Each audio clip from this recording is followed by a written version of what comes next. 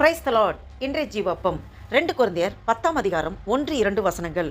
உங்களுக்கு முன்பாக இருக்கும்போது தாழ்மையாயும் கண்டிப்பாயும் இருக்கிற பவுலாகிய நான் கிறிஸ்துவின் சாந்தத்தையும் தயவையும் முன்னிட்டு உங்களுக்கு புத்தி சொல்கிறேன்.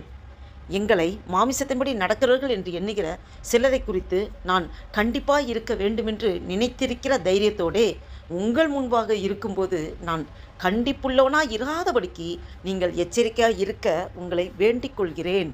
ஆமென். அல்லேலூயா. பாருங்கள், அப்போஸ்தலனாகிய பவுல் அந்த கொரிந்துக்கு எழுதின நிருபத்தில் எழுதப்பட்ட வசனத்தை நாம் பார்த்தோம். அவர் சொல்லுகிறார், இந்த வசனங்களில் அப்போஸ்தலனாகிய பவுல் கிறிஸ்துவின் சாந்தமும் தயவும் கொண்டு சபையாரை அணுகுகிறதை பார்க்க முடிகிறது.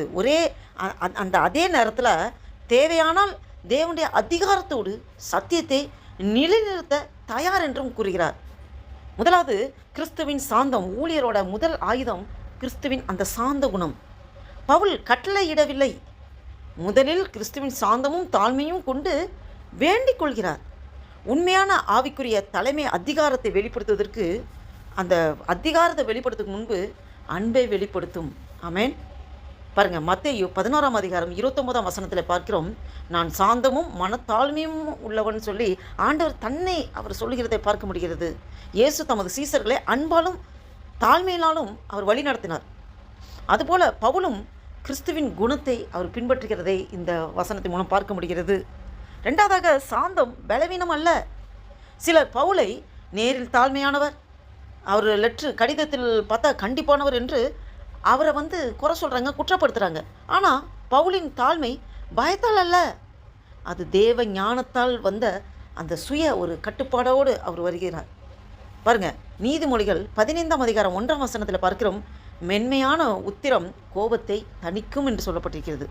அப்போ நம்ம கோபத்தோட அதிகாரத்தோட ரஃப் அண்ட் ரூடாக பேசுறதை விட தாழ்மையாக கம்புல்னஸாக அதை பேசும்போது அது எவ்வளோ பெரிய உக்கிரத்தையும் அடக்கும்.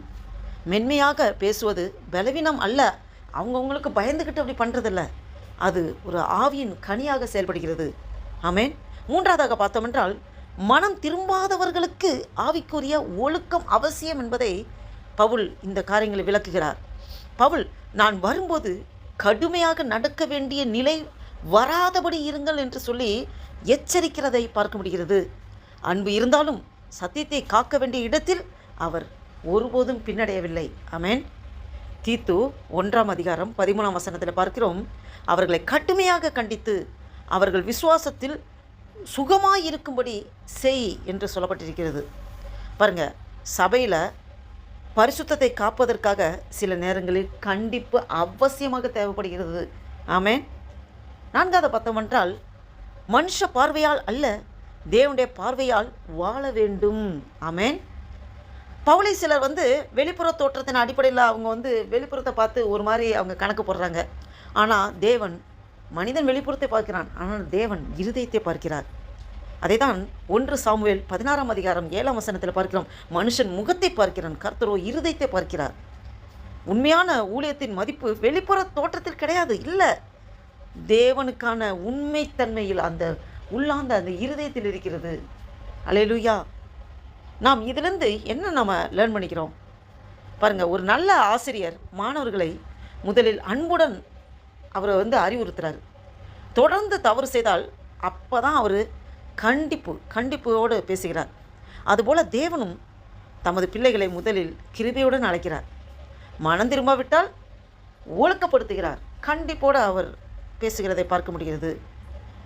கிறிஸ்துவின் தாழ்மை பலவீனம் அல்ல, அது ஆவிக்குரிய பலம். ஆமென். அன்பும் சத்தியமும் ஒன்றாக நடக்க வேண்டும். தேவனுடைய ஊழியர் சாந்தமாக இருப்பார், ஆனால் சத்தியத்தில் உறுதியாய் நிற்பார். தேவன் வெளிப்புற தோற்றத்தை அல்ல, இருதயத்தை பார்க்கிறார்.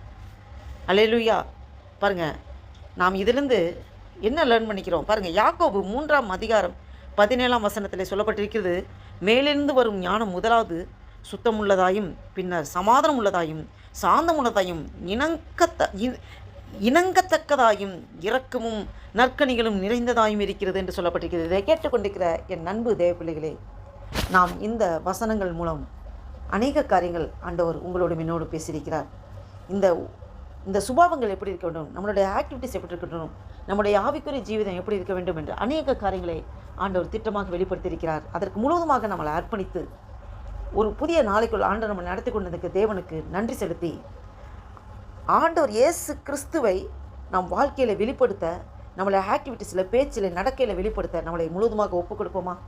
இந்த சிந்தையோடு இந்த புதிய நாளைக்குள் ஆண்டவர் நாம் நடத்தி கொண்டு வந்திருக்க தேவனுக்கு இருதயத்தின் ஆழத்திலிருந்து நன்றி செலுத்தி நாம் ஜெபம் செய்வோம். அன்பும் இரக்கம் நிறைந்த பரம தகப்பனை நன்றியோடு துதிக்கிறோம் ஐயா. துதிகள் மத்தியில் வாசம் செய்கிற தேவனை நன்றியோடு துதிக்கிறோம் ஆண்டவரே. அப்பா, ஒரு புதிய நாளைக்காய் ஸ்தோத்திரம் ஆண்டவரே. காலைந்தர் அவரை கிருபையாய் ஆண்டவரே, அல்லேலூயா. அப்பா, இந்த 12 மணி ஆண்டவரே, நாள் துவக்கத்திலிருந்து இந்த நிமிஷம் வரைக்கும் எங்களை நடத்தி வருகிறீர் ஆண்டவரே. இந்த நாள் முழுவதும் உடைய கரத்தில் ஒப்புக் கொடுக்குறோம் ஆண்டவரே. எங்களை கொண்டு நீர் என்ன செய்ய சித்தம் தீர்மானம் வைத்திருக்கிறோம், உடைய சித்தத்தைப்படி நடத்துங்கப்பா. இந்த 2026 வருஷத்தின் ஆண்டவரே அப்பா, மாதத்தின் அந்த 8வது மாதத்தின் முதல் தேதியை காண கிருபை செய்த தேவனே, உமக்கு கொடான கொடி ஸ்தோத்திரம் ஐயா. நன்றி தகப்பனே. ஆண்டவரே, இந்த 2026 வருஷத்தின் 7 மாதங்களை அற்புதமாக முடித்து இந்த 8வது மாதத்தின் முதல் நாளைக்குள் எங்களை நடத்தி கொண்டு வந்திருக்கிறப்பா. நன்றி அப்பா. இந்த மாதம், புதிய மாதத்தில் உங்களுடைய புதிய நன்மைகளாலே ஆண்டவரே, உங்களுடைய புதிய கிருபையினாலே எங்களை நிரப்புகிறதுக்காக ஸ்தோத்திரம் ஆண்டவரே. அல்லேலூயா. அப்பா, இதுவரைக்கும் எங்களை நடத்தி வந்த தேவன் இனிமேலும் நீர் அதிசயமாய் அற்புதமாய் நடத்துவீர் ஆண்டவரே. அப்போ அந்த வீடியோவை கேட்டுக்கொண்டுக்க, பார்த்து கொண்டுக்க ஒவ்வொருவரையும் எஸ்அப்பா நீங்கள் அபரிவிதமாக ஆசீர்வதிக்க கிருபைக்காக ஸ்தோத்திரம். புதிய மாதத்திலே ஆண்டவரே அப்பா, அநேக காரியங்களை எங்களுக்கு அனுகூலமாக்கி ஆண்டவரே எங்களை வழிநடத்தி தருகிறதுக்காக ஸ்தோத்திரம் ஆண்டவரே. எல்லா தடைகளையும் தகர்த்தெறிந்து ஆண்டவரே, கொண்டாமலிகளை செவ்வையாக மாற்றி எல்லா கடமுள்ள பாதைகளை சமமாக்கிறதுக்காக ஸ்தோத்திரம். எங்களை முற்றிலுமாய் தாழ்த்தி ஒப்புக் கொடுக்கிறோம், அர்ப்பணிக்கிறோம் ஆண்டவரே. இந்த நாளைக்கு விரோதமாக, இந்த ஜபத்திற்கு விரோதமாக, இந்த மாதத்துக்கு விரோதமாக செயல்படுகிற எல்லா சத்திரமின் கிரிகளை நான் சொன்ன இயேசு கிறிஸ்துவின் வல்லமையுள்ள நாமத்தினாலே கடிந்து துரத்தை அப்புறப்படுத்துகிறேன். அல்லேலூயா. நன்றி தகப்பனே. இந்த புதிய மாதத்துக்காக ஸ்தோத்திரம், புதிய நாளைக்காக ஸ்தோத்திரம்.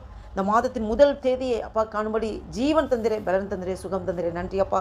இந்த வீடியோவை கேட்டுக்கொண்டுக்க, பார்த்து கொண்டுக்க ஒவ்வொருவரையும், ஒவ்வொரு குடும்பங்களையும் ஆண்டவரே, வேலை ஸ்தலத்தையும் ஆண்டவரே, எங்களோடு பயணிக்கிற ஒவ்வொருவரும் நீங்கள் ஆசீர்வதித்து வழிநடத்துக்காக ஸ்தோத்திரம். எங்களை முற்றிலுமாய் தாழ்த்தி ஒப்புக் கொடுக்கிறோம், அர்ப்பணிக்கிறோம். உடைய நாமம் ஒன்றே மகிமைப்பட்டும் இயேசு கிறிஸ்துவின் நாமத்தினாலே ஜெபிக்கிறோம் ஜீவனுள்ள எங்கள் நல்ல பிதாவே. Amen, amen. Praise the Lord. Thank you Jesus.